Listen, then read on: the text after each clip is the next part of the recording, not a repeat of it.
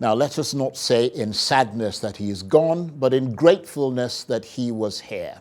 And tonight we remember with unrestrained affection Chief Ayo Adebanjo, the man they called the principled voice of political activism, who has died at the age of 96. During the 2023 presidential election campaign, ethnic relations were at a critical juncture in Nigeria, with the three leading presidential candidates hailing from the three main ethnic groups. There were ugly scenes of tribal politics, and cultural tensions were running high. In the midst of that tension, Chief Adebanjo stood as arguably one of the most detribalized Nigerian politicians.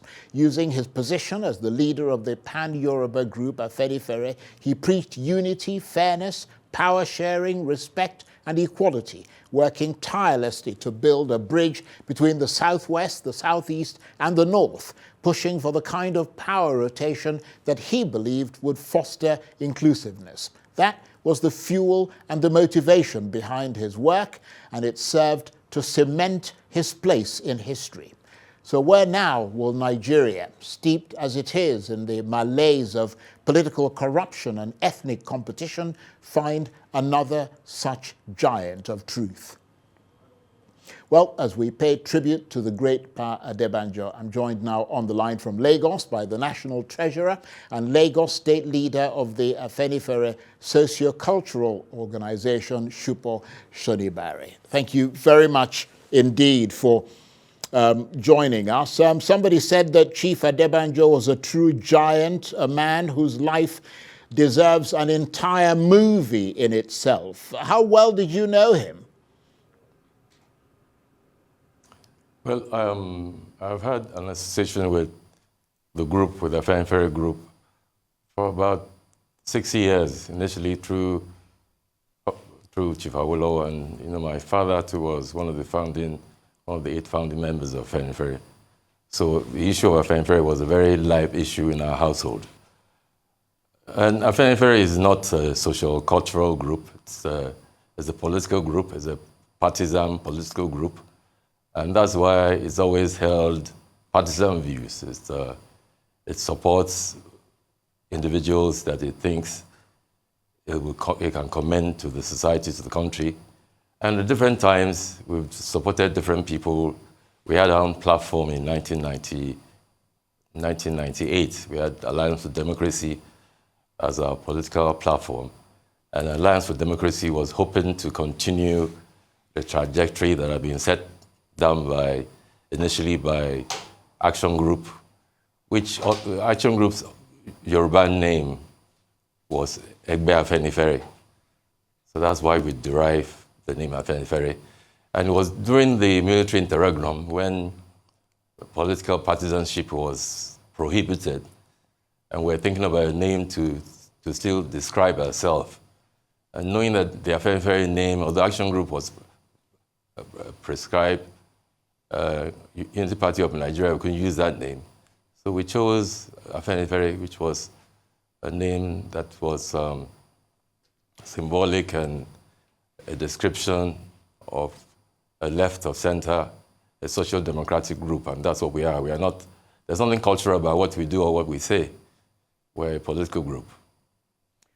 Yes, okay, thank you for that clarification. Although all your descriptions, which some of them emanating from your organization, describe you as a socio-cultural organization. But that's not what we're here to talk about. I mean, we're not going to get bogged down in, how you define, although I'm glad you did define it, because it's important that for that clarity to be there. We're here to talk about Pa Adebanjo, who was a very well-known political activist, politician in this country. And I was interested in knowing your sense of what motivated him, what drove his very strong convictions in your assessment. Well, he started off his political engagement by joining NCNC. He saw NCNC as a nationalist movement that he felt was a good political vehicle to combat, at that time when we had colonialism. When Action Group was formed in 1951, he was a young man. He read the policies of Action Group. He felt it was the policy. He had been an avid reader of Dr. Nnamdi Azikwe's pilot publication. He said, he used to tell us that while he was at school, one thing he actually made sure he always bought was to buy the pilot. So he was an avid reader of Azikwe's publications.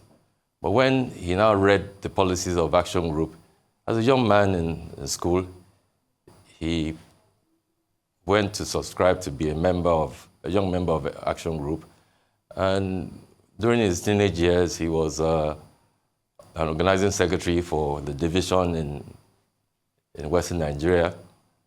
And throughout that time, he became a great supporter of Action Group, a great supporter of Chief Awolowo.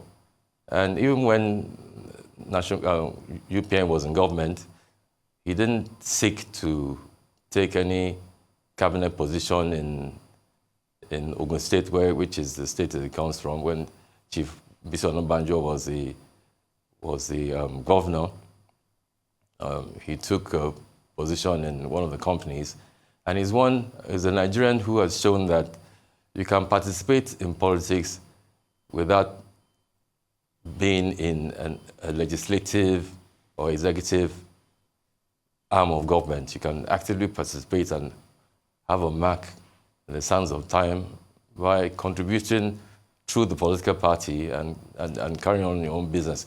Well, he was a businessman. He ventured, he's principally a lawyer, but he ventured into all types of businesses. At one time, he was importing cement in the 70s. But he was someone who chose that politics was not going to be his mainstay. Politics was not going to be his main source of livelihood, which is important. Because he tells us from time to time that Chief Awolowo used to tell all of them that it's always very dangerous to have someone who has no other means of livelihood but political patronage as their sustenance. People like that will find it very difficult to speak truth to power.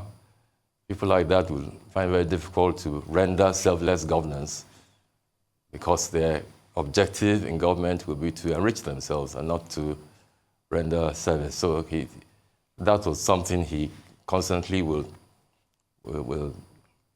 let us know.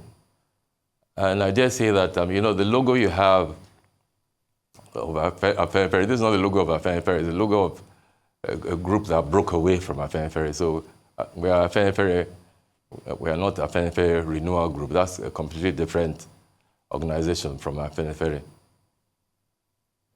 Okay, well, I met Pa Adebanjo. He actually, we interviewed him in the studio a few years ago, and I think what I personally found so incredibly inspiring about him was his commitment to reason and his commitment to truth, and that appeared to be what drove him. For instance, he was just suffused with passion about restructuring. I mean, but I imagine that those very strong, hard and fast positions also put him in the crosshairs of people, politicians, who did not believe in playing politics honestly. Yeah, but you see, the suggestions about restructuring is suggesting that we devolve power to federating units. There are suggestions to keep Nigeria as a stable political country, a country where we address what we think is the difficulty, what we think is making it difficult for us to actually evolve into being a nation. When you have a nation that is comprised of various ethnic nationalities, the best way, and our founding fathers in their wisdom identified the fact that it was important to put in place a federal system of government. A federal system of government is a government that the constituent parts are the ones that donate power to the center. When the military interregnum came in 1966, we became a unitary system. And unfortunately, we seem to continue in that part of being a unitary system. And Chifawolo and all his lieutenants who believed in the federal system have stuck to the principle that they think will keep Nigeria together. We are worried about having a stable polity. We are worried about suggestions about how do we keep this Nigerian entity together as one. You can't keep it together as one if you're running a unitary system, and then people at the center are the ones taking the decisions that affect the life of the constituents. As a matter of fact, it's a unitary system that has encouraged the issue of tribalism, of people claiming that they have been neglected. If powers are devolved, and most of the issues that affect the livelihood of most people, which is what? Education, their health, is vested in the federation units, and it's the federation units that actually are responsible for development of the areas, roads. And why should you have a central body determining the road priority in an area where they are not really present? So basically, those are the issues that have informed Afenifere to be very, very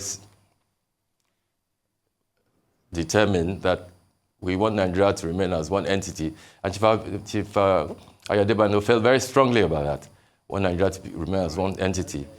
And the way to remain as one entity is that we speak truth to power. We talk about, we say what we think is necessary for us to be a stable country. Right. We're almost out of time, unfortunately. We've got just a couple of minutes, and I'm going to ask you a triple-barreled question, but you come across as very articulate, and I'm sure you won't have any problems answering that. What do you think will be his enduring legacy? What will distinguish him in Nigerian history? And how would you sum up his impact on Nigeria? What was the high watermark of his career? Briefly. Well, I think he's shown that one does not need to occupy an elective or legislative office to become an exemplar in our society.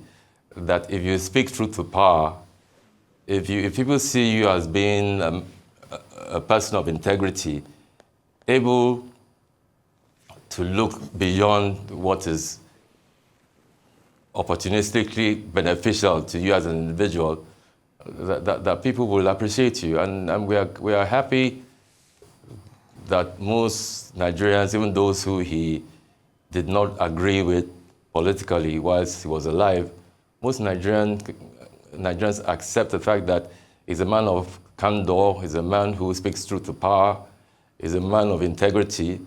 He's not a man that engages in prebendalism. He's not a man that feels that he needs to speak in a manner that might be seen as being respectful. Right. Okay. When he feels that what is being done is wrong. So he's brutal in his engagement in society, and people appreciate people are honest. So so that's what people remember him for, being an honest politician who spoke true to power. Okay. Well, on that note, who left he left the scene without there being any scandal about his person. Okay. On that note, I want to thank you very much indeed for taking the time to come and talk to us. Supo Shonibare is the National Treasurer and Lagos State Leader of the Afenifere political organization, and he was talking to me on the line there from our studios in Lagos. That's it for this edition of Arise Prime Time. Join us again tomorrow. From me and the entire team here in Abuja, bye-bye, and thank you for watching.